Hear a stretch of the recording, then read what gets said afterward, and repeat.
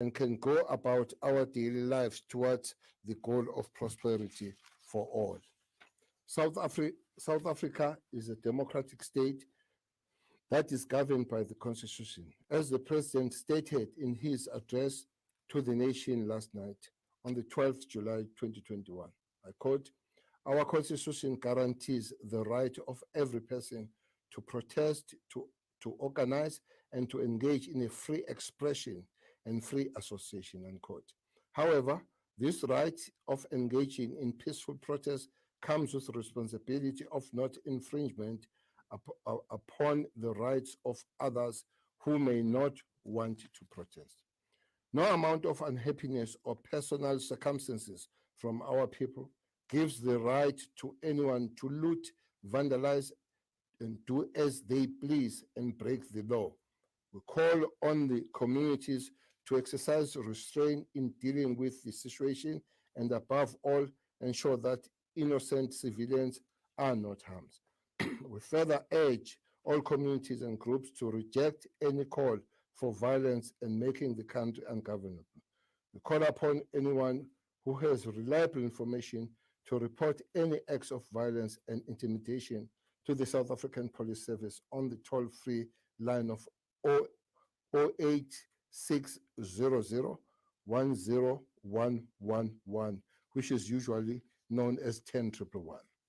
We also welcome the announcement by His Excellency President Cyril Ramaphosa on the 12th July 21 to authorize the deployment of the South African Defence Force personnel in supplementing the capacity of the South African Police in protecting the infrastructure and other operations. We also welcome the recall from leave and rest days of the South African police members to beef up the policing work on the ground to make sure that the situation is calmed. Our latest report indicates that the total of 757 people have been arrested in KwaZulu-Natal, a total of 304, and in Gauteng, 453 were arrested. Of concern is the loss of lives that has accompanied the incidents of violence and destruction to property. The total number of fatalities that has been reported is 10, with 4 in KZN and 6 in Gauteng. Furthermore, 4 police officers were injured while responding to these violent protests and are recovering well. We further caution South Africans to note that the country is facing the COVID-19 pandemic and we are in the third wave, which is fueled by the Delta variant. Law enforcement agencies are also going to ensure the mass adherence to the adjusted alert level 4 lockdown regulations. That has now been extended by another 2 weeks. The greatest risk for the mass protests that have ensued in parts of the country is the rapid spread of the pandemic, causing a rapid rise in infections and affecting our ability as government and as health system to respond to it. Our health system is already under strain and current developments put the lives of more South Africans at risk should the infection rise. Disaster Management Act enforcement operations will continue with heightened visibility to ensure that our communities observe the curfew that is in place from 9 p.m. to 4 a.m. Do not partake in any gathering, whether indoors or outdoors. Wear a mask at all times when in public place. Adhere to social distancing and health protocols at all times, in particular when attending a funeral with 50 mourners or less, which is the only gathering not prohibited during the level 4 lockdown. South Africans are reminded that washing or sanitizing of hands still remains our best arsenal against this virus. Our communities are also reminded that all social gathering, religious and other gathering, remain prohibited. Night vigils, after funeral gathering, and after tears gathering are not allowed. While we may still go to the beach and parks, there cannot be any gathering in those places. The transportation and sale of alcohol, both for on-site and off-site consumption, is prohibited. There will be no traveling into and out of Gauteng during the adjustment level 4 unless it is business related. Anyone found contravening the regulations will be processed accordingly in terms of the law. We also issue a stern warning to those circulating inflammatory messages on various social media platforms which are aimed at inciting violence and disregard of the law. The Cybersecurity Act states that any person who unlawfully makes available, broadcasts, or distributes by means of computer system a data message to a specific person, group of persons, or general public with intentions to incite violence, or call people to be involved in the destruction of any property belonging to the people is guilty of offense. Those who engage in such acts will be liable for criminal offense and can receive a fine or be sentenced to imprisonment for a period not exceeding 3 years. As the cluster, we are monitoring all social media platforms as we are tracking those who are sharing false information and calling for civil disobedience. We are engaging the different platforms to track and trace the origins of inflammatory posts and messages inciting violence and have requested that these be taken down with immediate effect. While intervention of some of communities to actively stop the mass looting has been commended, we encourage communities not to take the law into their own hands and continue to work with the police. The involvement of other stakeholders is also critical in the fight against lawlessness and in this regard. We have already engaged the leadership of private security companies in an effort to increase better working relationship with the police and other stakeholders. As ministers in the cluster, we have the responsibility to assert the authority of the state and to safeguard our territory integrity and sovereignty on the public, and we shall just do that. Conclusion, we reiterate the words of President Ramaphosa last night when he said, quote, "We are building up, not shutting down. We will not be deterred as South Africans from the task ahead," unquote. If these acts of violence continue unabated, we run the risk of running out of basic foodstuff, and that would be disastrous for the country. We remind all South Africans to mark up, wash up, and keep your distance as we sustain our fight against the pandemic. And finally, register and vaccinate to save South Africa. We thank you. Thank you very much.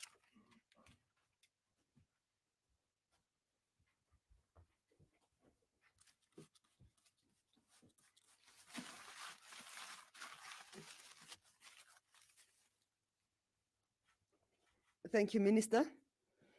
To the ministers and the generals and the DGs and the Secretary of Defense, we are going to start with the questions. We've got the first 5 questions that we're going to ask for you to then take a response. The first question is from Jan Joubert of Morula Media to Minister of State Security.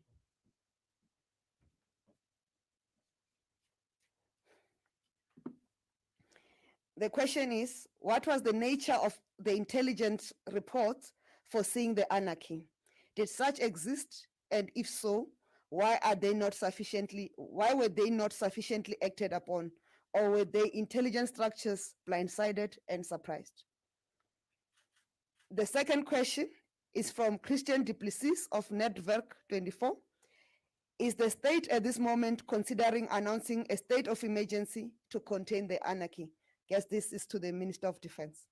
From Babalo of Eyewitness News, are law enforcement agencies planning on acting against any alleged instigators of the unrest in KZN and Gauteng?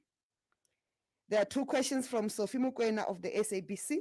The first one is, how are we going to ensure that the communities protect their property, as they protect their properties, this does not lead to communities taking the law into their own hands, and that it doesn't lead to racial and class conflict? Secondly, to Minister of Defense, this week, South African National Defense Force is also expected to send troops to Mozambique. Has Mozambique finally signed the State of Force Agreement, and when are the troops expected to go to Mozambique?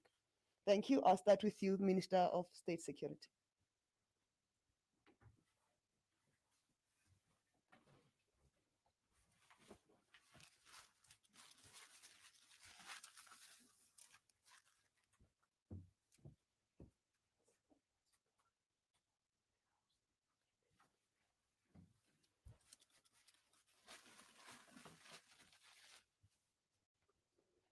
Thank you very much, Minister Nchabeni. And I'll respond to the question that was asked on whether or not state security was alive in action, the support it gave, and whether that information was heeded to. From inception, when even before the violence actually flared up, between the South African Police Services and state security, we were sharing information. And we do this all the time, not only in this period that we are facing. From day one, when everything started, regardless of the fact that even before that, we always do share information. We did share information with the police. And I think South Africans need to understand that only so much can be done with the information that is at hand. Some of the information tends to be false. Some of the information is accurate and true. And we use various sources of collecting information. And we also use our own systems for analyzing the information to package it for our client, which in this regard would have been the police.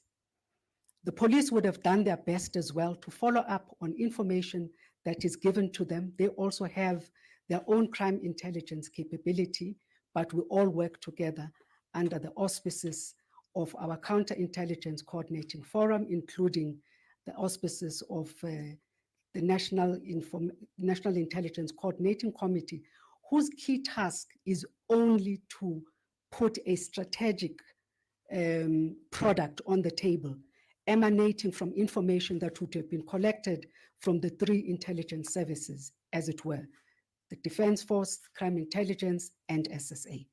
We are responsible for all of that, and that information that we received, the information that we analyzed and packaged was handed over to the police. But as you would have noticed, the target was very fast moving. We tried our best wherever we could, and we averted a lot more than what you see on national television because of the proactive stance that was taken by both intelligence services of the three ministries, but also work that was done by the police in averting greater crime that could have occurred in that time. So I want South Africans to be rest assured that we did avert a lot. What you see is only a part of what could have happened. So we were not missing in action as SSA, and I dare say even the police were not missing in action. We tried our level best under a very difficult situation. And I would like to commend the two departments because it is the young men and women and those that command them in these structures that really put the shoulder to the wheel to ensure that that information is available and the other law enforcement agencies come into effect what it is that has been given to them. Thank you very much.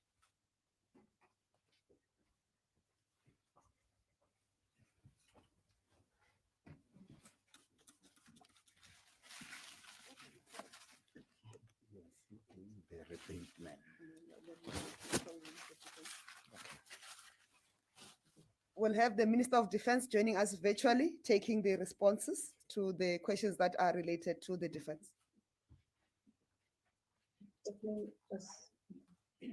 Thank you very much, Minister Nchabeni, and thank you, ministers. And thank you to the ladies and gentlemen of the media for the questions. the first question from the media is whether there will be a state of emergency declared in South Africa.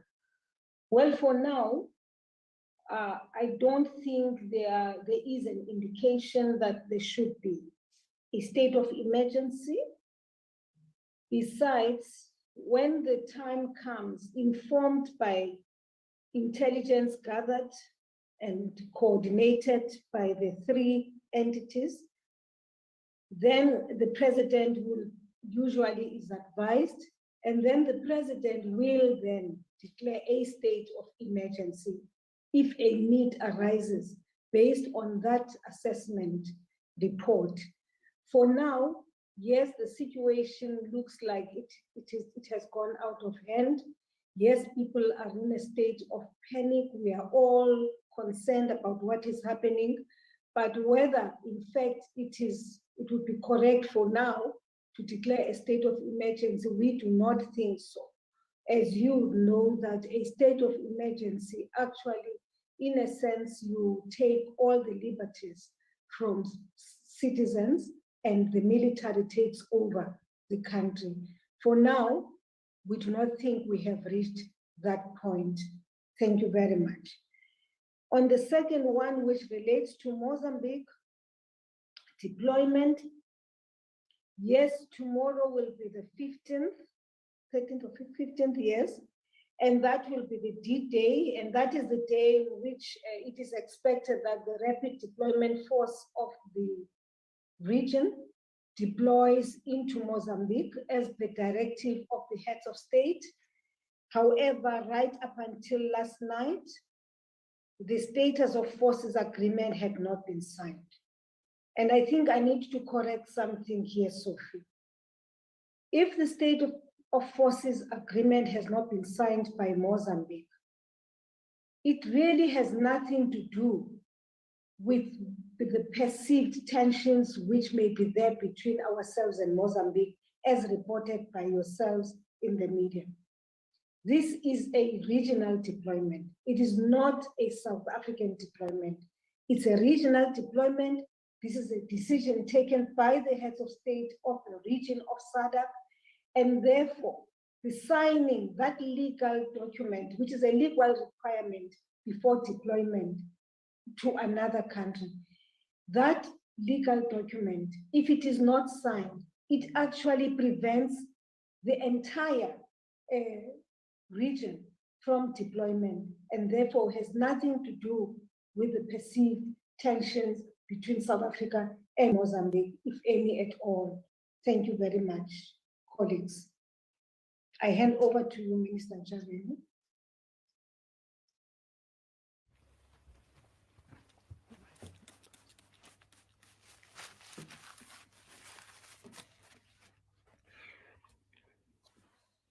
Thank you very much. It would be on to question the arrest of the agitators. Yes, who will arrest agitators?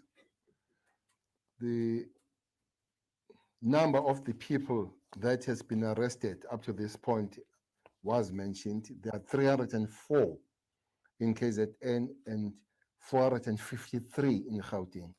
As was cited here, 30 more have been arrested in Gauteng. But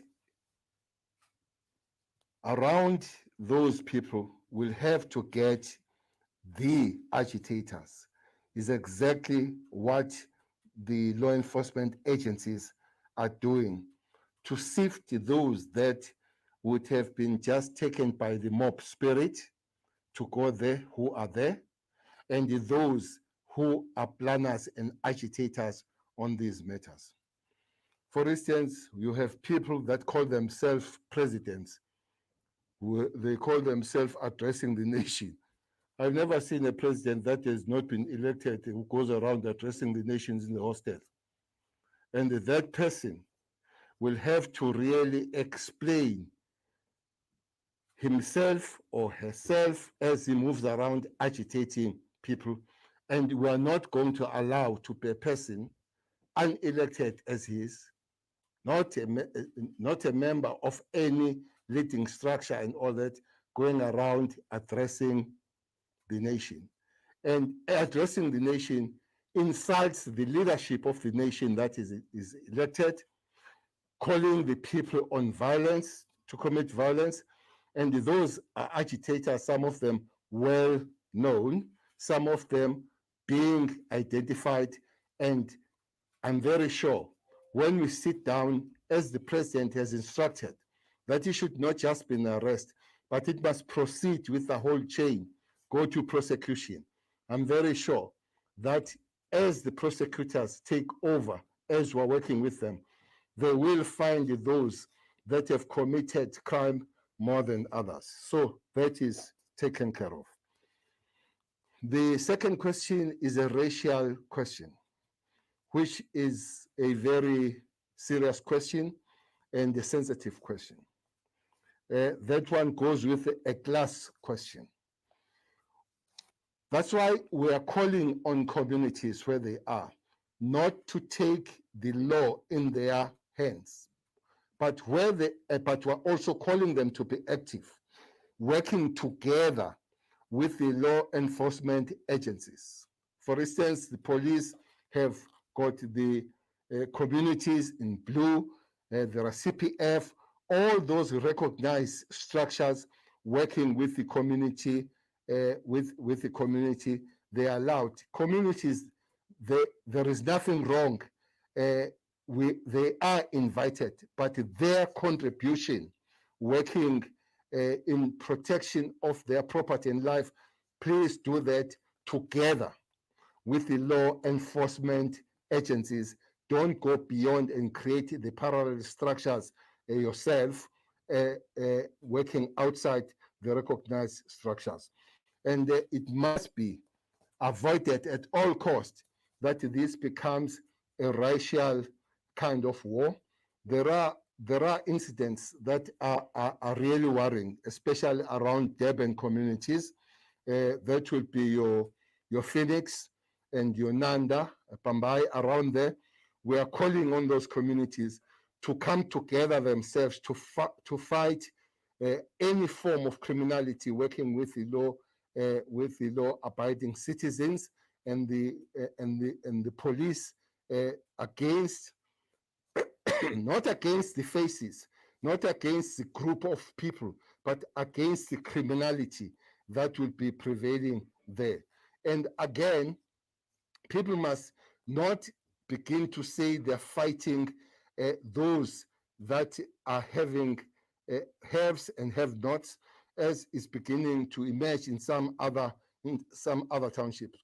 Come together, fight against criminality in whatever form that is there, so long you work with the police, so long you work with other recognized and legal structures. So it's a call we're making. Refuse and resist to put this on a racial perspective. Resist to be used against other kind and other category of people. That's a call we'll make. Thank you.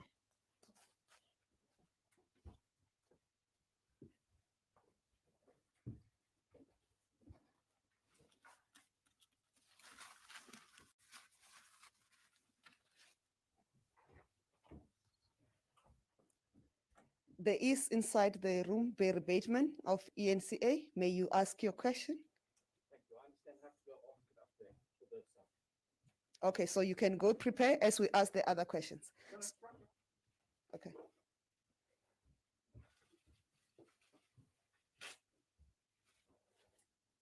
Good morning, Ministers, Generals. As indicated, Barry Bateman from ENCA.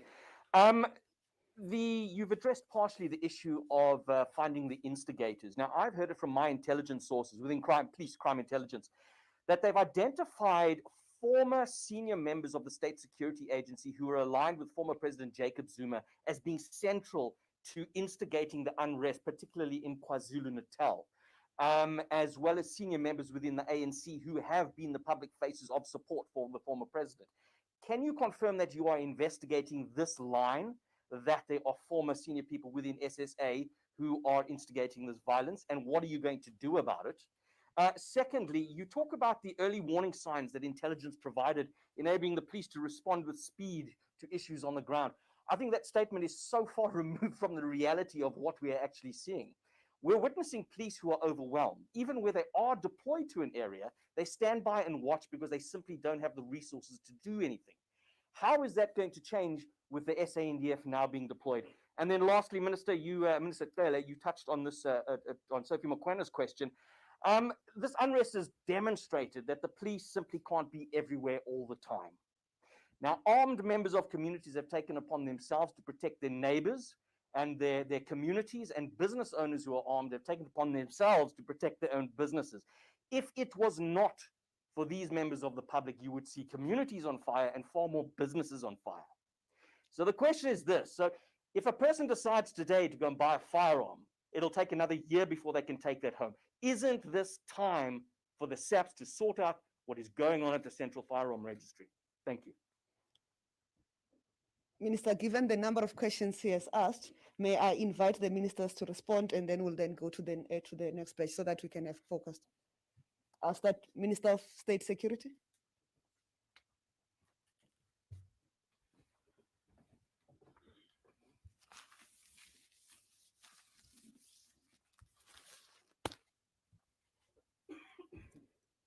Thank you very much for the question, Barry. You are one of those lucky ones who has your own agents within the security agencies. I wonder how much you pay them for that information. We did receive such information as the SSA, and we are investigating it. Any information that comes to us, you will understand. We investigate, we do an analysis, we determine and sift fact from fiction. So we are in the process of doing that. That information that you have, we also have. We're working on it. Our responsibility as SSA is to gather information, correlate information, package it properly for a client. It becomes intelligence, and we hand it over to law enforcement or a department that so needs that information. More than that, there's nothing that we can do. We provide intelligence product to our client. The police are our client. In certain instances, the Defense Force would be our client. All other departments of government become our clients. And if you remember very well, some few weeks ago, I had also announced that we will start working with big business as well, so that we can be able to provide the type of information to both business and to government, for them to be able to do what it is that they can do with that type of information that they would have received. So more than that, I mean, you would know the example of the guy who killed Uyinene, and I always make that example. We worked for the post office. Information was given by state security about this very individual. He was not fired, and the rest is history. So all we do as an agency, according to our mandate and what the law enjoins us to do, is to collect, correlate, and hand over to the client in a form of an intelligence package. Thank you.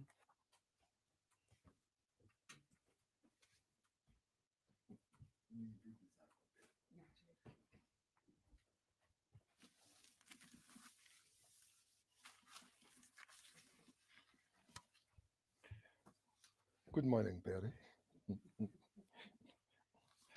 No, I can see that you're trying to throw the firearm processes on the back window. We'll discuss that on the other time. But I agree with you.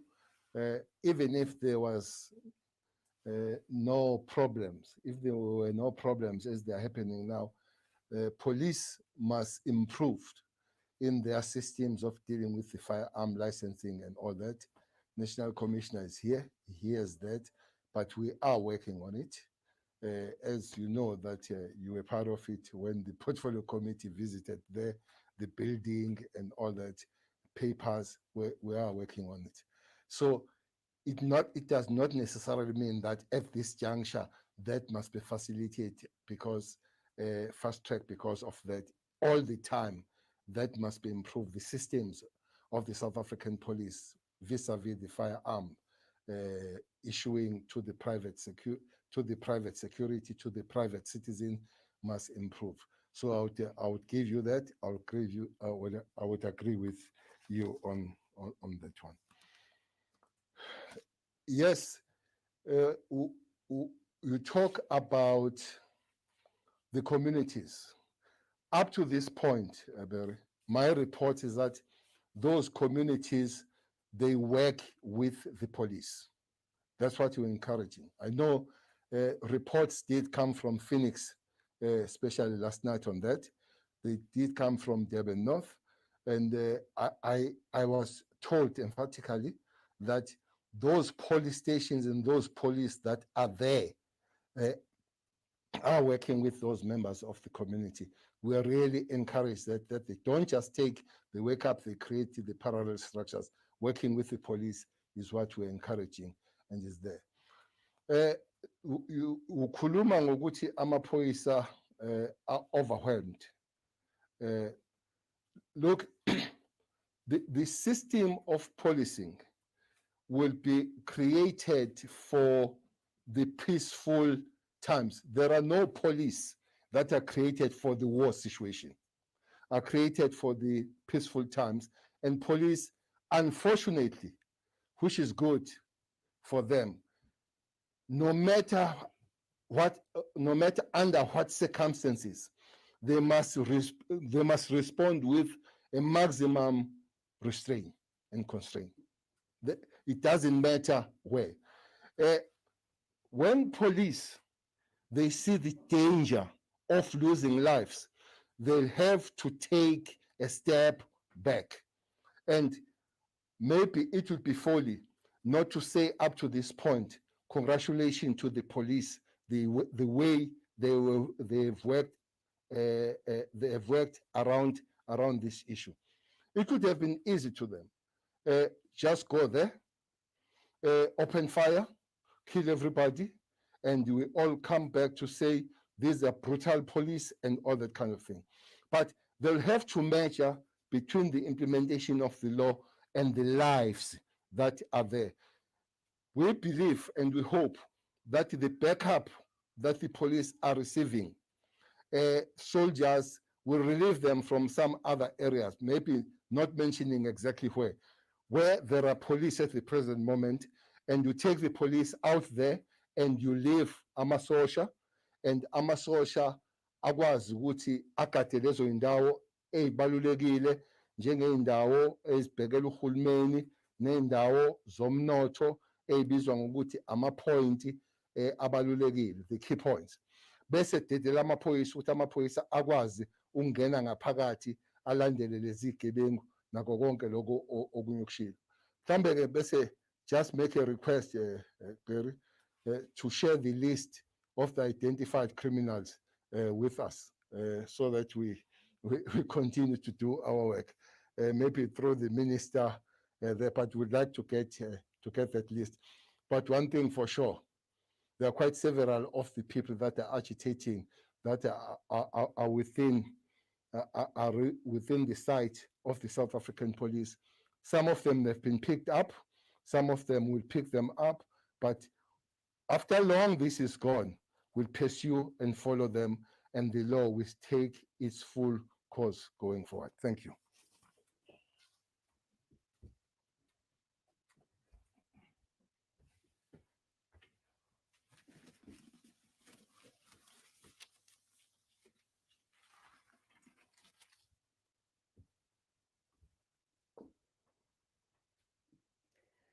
The next batch of questions from Sipoma Bena of the Citizen. First question, there's been a spectacular failure to move quickly on people inciting violence, let alone be ahead of the looting and the torching of trucks. The outbreak started by Zuma supporters and members of family inciting violence. The breaking down and hollowing out of intelligence structures, weaponing such structures against political opponents, and to enable state capture during the so-called 9 lost years of Zuma's tenure is well documented. To what extent has lack of ground intelligence and the breaking down of these structures contributed to the failure to quell the current thuggery? Second question, What has been the biggest lessons of the riots for the law enforcement agencies? What is it that government could have done better? Third question is from Kalen Pillay of the Independent Media. Do the police stations have the capacity to hold those arrested, considering COVID protocols needed to be implemented? I think this the commissioner must take. What is your response to those saying that SAPS were completely unprepared for this?